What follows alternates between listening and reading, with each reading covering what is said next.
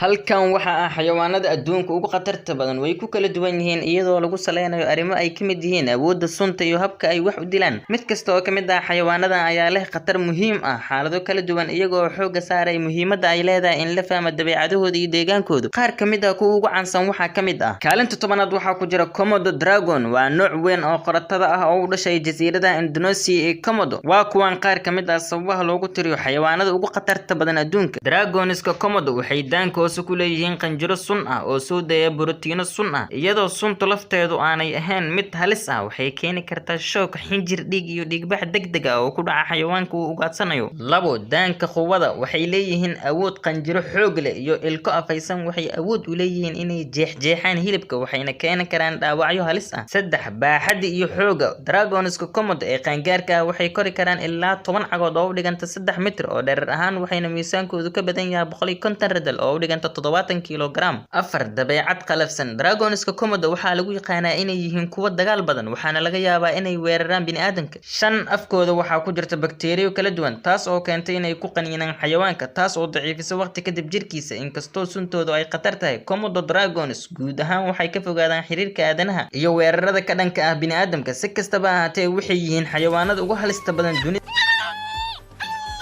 kaalin sagaalaad waxaa ku jira yaxaas biyood. Yaxaasyadu waa xamaaratada ugu weyn ee nool waxaa laga helaa meelaha biyaha cusbada leh ee koonfur bari Aasiya iyo waqooyiga Australia. waxaa lagu yaqaanaa cabirkeeda baaxadda leh iyo dabeecadeeda ugaadhsiga iyo awoodda lagu degi karo deegaanada badda iyo biyaha saafiga labadaba. Yaxaasyadu waa xamaarato waaweyn oo ka tirsan qoyska yaxaaska waxay caan ku yihiin sanqadyo dhaadheer, daaman xoog leh oo ay ka buuxaan ilko afaysan iyo jirkooda gaashaaman ee miisaanka ku daboolan. Yaxaasyadu waa kuwa ugu horeeya biyaha waxaana laga heli karaa deegaanada biyaha macaan sida webiyada, harooyinka iyo marashka. sidoo kale biyaha jilicsan iyo mararka qaarkood meelaha xeebaha ah. waa bahal hilib ah oo quudiya xayawaano kala duwan oo ay ka mid yihiin kalluunka, shimbiraha, naasileyda iyo ugaadhsanayo mararka qaar sida deerada ama xoolaha nool. kaalinta sideedaad waxaa ku jira hippopotamus oo inta badan loogu yeero hippo ayaa loo arkaa mid ka mid ah xayawaanada ugu khatarta badan Afrika inkastoo ay cunaan geedo cagaar. hippos waa kuwo aad u dagaal badan gaar ahaan marka ay difaacayaan dhulkooda. waa naasiley waaweyn oo badbiyood ah oo loo yaqaan jirkooda foostada u qaabaysan, af weyn iyo fool fiiqan. hippos waxay miisaankoodu noqon kartaa ilaa 3300 oo radal u dhiganta 1500 kilogram. waxay awood u leedahay inay ku ordo xawaaro dhan 20 mayl saacadii u dhiganta 32 kilomitir saacadiiba dhulka taas oo keenaysa inay si la yaab leh u dhaqdhaqaaqaan. hippos ayaa mas'uul ka ah dhimashada bini'aadamka ee Afrika in ka badan marka loo eego xayawaanada kale ee waaweyn. waxay caan ku yihiin inay weeraraan doomaha, dadka iyo xitaa yaxaasyada kusoo xadgudba dhulkooda ama halis ku ah dhalankooda. daamankooda xooga badan iyo ilko fiiqan waxay geysan karaan dhaawacyo daran ama xitaa dhimasho. sidaa darteed waxaa muhiim ah in la sameeyo taxadar oo la iska ilaaliyo marka aad la kulanto hipposka gudaha duurka. kaalinta toddobaad waxaa ku jira shabeelka. shabeelka waa mid ka mid ah xayawaanada ugu khatarta badan adduunka waxaana lagu yaqaanaa xoogiisa, awoodiisa iyo ugaadhsiga. waa kuwan qaar ka mid ah sababaha shabeelka loogu tiriyo inuu yahay xayawaanada ugu khatarta badan adduunka. xirfadaha ugaadhsiga. shabeelka waa kan ugu sareeya ugaadhsiga taasoo la macno ah inay kaga jiraan silsilada cuntada halka ugu sareyso. waxay leeyihiin daaman xoog badan iyo ilko fiiqan oo loogu talagalay inay si degdeg ah oo hufan loo dilo ugaadha. labo baaxad iyo xoog. shabeelka qaangaarka ahi waxa uu miisaankiisu noqon karaa ilaa 600 oo radal u dhiganta 270 kilogram oo waxay gaadhaan dhirirka ilaa 11 cagood u dhiganta 3.3 mitir. waxay awoodaan inay ugaarsadaan ugaarsiga waaweyn sida deerada, ugaadha duurjoogta iyo xitaa maroodiga yaryar. saddex firfircoonida iyo xabaaraha. shabeelku aad bay u dhaqdhaqaaq badan yihiin oo waxay ka boodaan masaafo dhan ilaa 33 cagood oo u dhiganta 10 mitir hal xidhid. waxa kale oo ay awoodaan inay ku ordaan xawaaro dhan 40 ilaa 50 mayl saacadii u dhiganta 64 ilaa 80 kilomitir saacadiiba taasoo ka dhigaysa ugaarsato cabsi leh. afar dabeecadda dhuleed. shabeelka waa xayawaan dhuleed waxayna si adag uga difaacaan dhulkooda kuwa soo galaya oo ay ku jiraan bini'aadamka. kulamada shabeelka duurjoogta ah waxay noqon kartaa khatar haddii ay dareemaan hanjabaad ama geesinimo. shan weerarada naadirka ee bini'aadamka. iyadoo guud ahaan shabeelku ay ka fogaadaan bini'aadamka haddana weeraro ayaa ka dhaca gaar ahaan meelaha ay deegaankooda ku hareeraysan yihiin, meelaha dadku degan yihiin. waxyaabaha ay ka mid yihiin luminta deegaanka,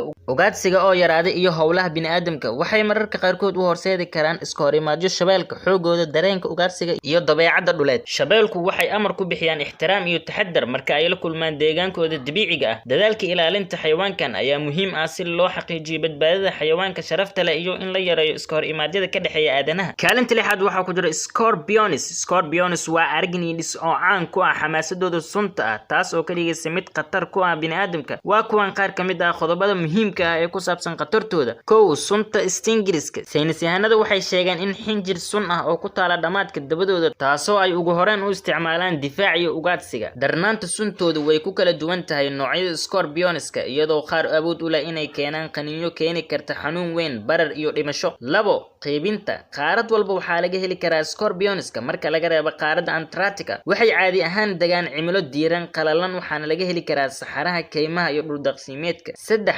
dabeecad. saynisyahanadu waxay sheegeen inuu quudiyo cayayaanka, caarada iyo mararka qaarkood laf-dhabareyda yaryar. waa makhluuq sir ah oo maalintii ku dhunta godad, dhagaxyo hoostooda ama godadka. afar kulanka aadamaha. waxaa laga yaabaa inay qaniinaan bini'aadamka haddii ay dareemaan hanjabaad ama ay si lama filaan ah u dhibayaan. darnaanta qaniinyada way kala duwanaan kartaa iyadoo ku xiran nooca Scorpionska iyo dareenka qofka ee sunta. shan daaweynta. inta badan qaniinyada dabaqaroolku waxay keenaan xanuun iyo barar meel gaar ah oo la mid ah shinnida. si kastaba ha ahaatee xaaladaha qaarkood gaar ahaan noocyada qaarkood ee gobolada sida waqooyiga Afrika, bariga dhexe iyo qaybo ka mid ah waqooyiga Ameerika, qaniinyada ayaa noqon karta mid aad u daran oo u baahan daryeel caafimaad gaar ahaan carruurta, shakhsiyaadka waayeelka ama kuwa leh xasaasiyadda. waa in taxadar la sameeyaa marka meelaha waxaa lagu talinayaa in la xidho dharka ka hortaga, kabo iyo galoofyada marka aad ka shaqaynayso banaanka ama meelaha loo yaqaano dabaqaloocyada si loo yareeyo khatarta qaniinyada ay keeni karaan. kaalinta shanaad waxaa ku jira Indian Sow Scarlet Viper. Viperka Hindiya ayaa loo arkaa mid ka mid ah masaska ugu khatarta badan Hindiya iyo qeybaha kale ee Koonfur Aasiya. waa kuwan sababaha qaar ka mid ah sababta masaskan loogu tixgeliyo kuwa ugu khatarta badan. kow waxa uu leeyahay sunta hemotoxis awood leh kaas oo saameeya dhiigga oo keeni kara xinjirowga daran, dhiigbaxa iyo dhaawacyo unugyada. sunteeda ayaa la og yahay inay keento xanuun daran, barar iyo dhimasho unugyada agagaarka aaga qaniinyada. labo dabeecadaha. si ka duwan masaska sunta ah ee laga yaabo inay isku dayaan inay ka fogaadaan bini'aadamka, jilbiska miisaaman wuxuu noqon karaa mid gardaran oo difaaca marka loo hanjabo. magaceedu waxa uu ka yimid dhawaaqa sifada ah ee uu sameeyo marka loo hanjabo, sanqad qaylo ah oo ay soo saarto. saddex dhaqankooda. jilbiska miisaaman waxaa laga helaa deegaano kala duwan oo ay ka mid yihiin meelaha qallalan ee dhulka dhagaxa ah iyo dhul beereedka. waxay inta badan la kulmaan degsiimooyinka bini'aadamka iyo beeraha taas oo kordhinaysa suurtagalnimada inay la kulmaan bini'aadamka degnaanshihiisa. afar qaniinyadiisa. dhaqankiisa qalafsan iyo qaybintiisa baasan awgeed, qaniinyada ka timaada Viperka Hindiya ayaa ku badan gobolada uu ka jiro daaweynta degdega ah kadib qaniinyadiisa si loo maamulo daawooyinka ku habboon loona maareeyo dhibaatooyinka ka imaan kara. shan muhiimadda caafimaad. dadaalada lagu barayo bulshooyinka maxalliga ah, wanaajinta helitaanka dabo ka hortagta iyo kor u qaadista caafimaadka ee xaaladaha degdega ee qaniinyadiisa. masaska ayaa muhiim u ah dhimista saameynta ay abeesadan sunta ah ku leedahay dadka. waa in si aad ah looga taxadaraa loona raadsadaa gargaar caafimaad haddii ay ku qaninto.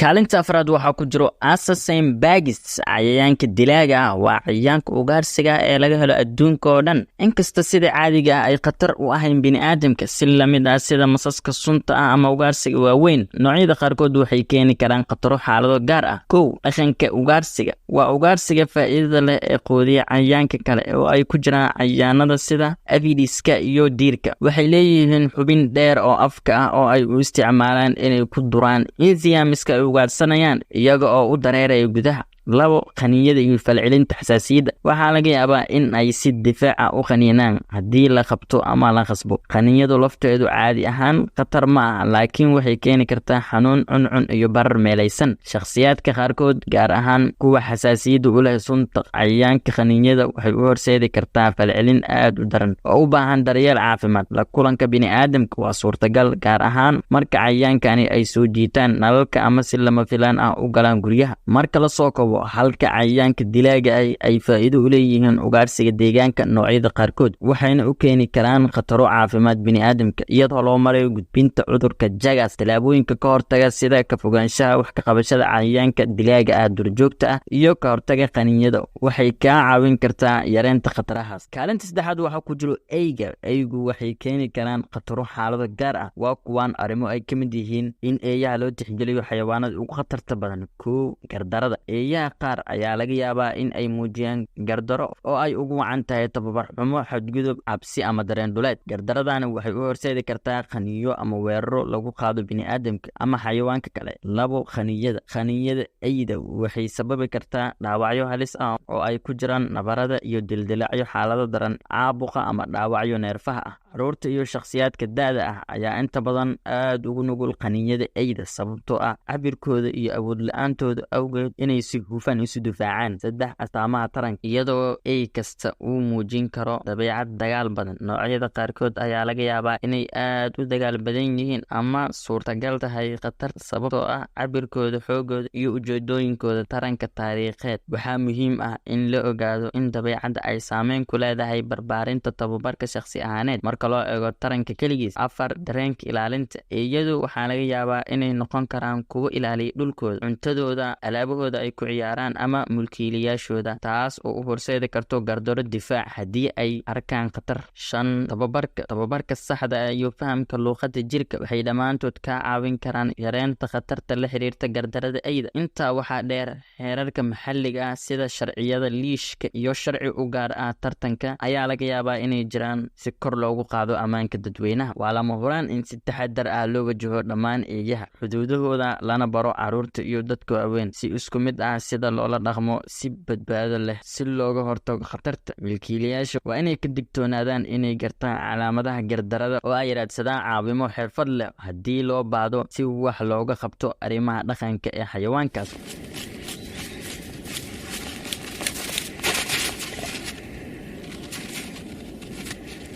kaalinta labaad waxaa ku jira bini'aadamka inkastoo uu yahay xayawaan caqli leh ayaa waxaa loo tixgeliyaa xayawaan khatar ah iyadoo loo eegayo dhowrkan arrimood. 1 dhibaatooyinka iyo gardarada. aadamuhu waxa ay awood u leeyihiin in ay ku kacaan gacanka hadal kuwaas oo u horseedi kara waxyeelo ama dhimasho. Tani waxay u dhici kartaa noocyo kala duwan sida weerar jireed, dagaal, rabshad qoys iyo dil. 2 hubka iyo tiknoolajiyadu. aadamuhu waxay samaysteen hub casri ah iyo tiknoolajiyo oo sababi karta burbur iyo waxyeelo baahsan oo ay ka mid yihiin qoryaha fudud, walxaha qarxa iyo habka nolosha iyo hubka noolaha. 3 saameynta iyo deegaanka. howlaha bini'aadamka sida jarista dhirta, wasaqowga iyo isbeddelka cimilada ayaa saameyn weyn ku leh nidaamka deegaanka, duurjoogta iyo guud ahaan deegaanka. Tani waxay horseedi kartaa dabargoynta noocyada, burburinta deegaanka iyo qalqalka ku yimaada nidaamka deegaanka dabiiciga ah. 4 arrimaha bulshada iyo dhaqaale. kala duwanaanshiyaha dhaqaale ee takooridda iyo colaadaha siyaasadeed waxay ka qayb qaadan karaan dhibaatada barakaca iyo dhiigmiidashada, inta badanna ay ka dhashaan waxyeelo iyo khasaaro nafeed. 5 tixgelinta anshaxa. ka faa'iidaysiga xoolaha nool iyo ujeedooyinka cilmi baarista ayaa kor u qaada welwelka anshaxa ee ku saabsan daaweynta noocyada kale ee aadanaha. inkastoo aadanuhu awood u leeyihiin falcelinta naxariista iyo iskaashiga, waxaa muhiim ah in la aqoonsado suurtagalnimada waxyeelada oo aan qaadano tallaabooyin aan kor ugu qaadno nabadda, badbaadada iyo joogteynta dhammaan noolayaasha dunida.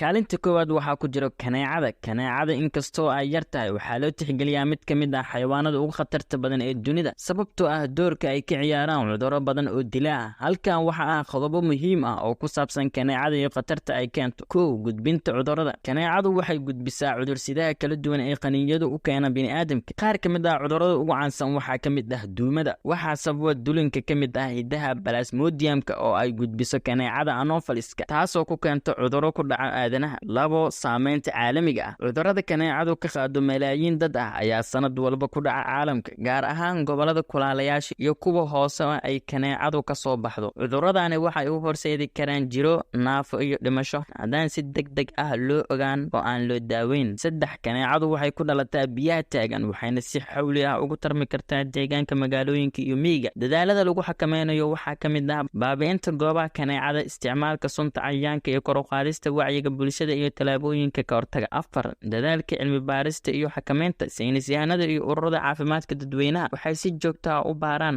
habab cusub oo lagu xakameynayo kaneecada iyo horumarinta tallaabada ka hortagta cudurrada ee kaneecada si loo yareeyo saameynta ay ku leedahay caafimaadka adduunka. isku soo wada duubo, kaneecada khatar ma aha oo keliya dhibka ay ku leedahay iyo awoodda ay u leedahay in ay cuncun ka keento qaniinyada, laakiin sidoo kale waxay u gudbin kartaa cudurrada nafta halis gelinaya. xakameynta waxtarka leh ee kaneecada iyo tallaabooyinka caafimaadka dadweynaha ayaa lama huraan u ah yareynta khatarahaas iyo ilaalinta dadweynaha adduunka oo dhan. muuqaalka like saar oo janaalkuna subscribe si aad ula socoto muuqaalada xigo aynu soo dhigi doono haddii uu alla idmo.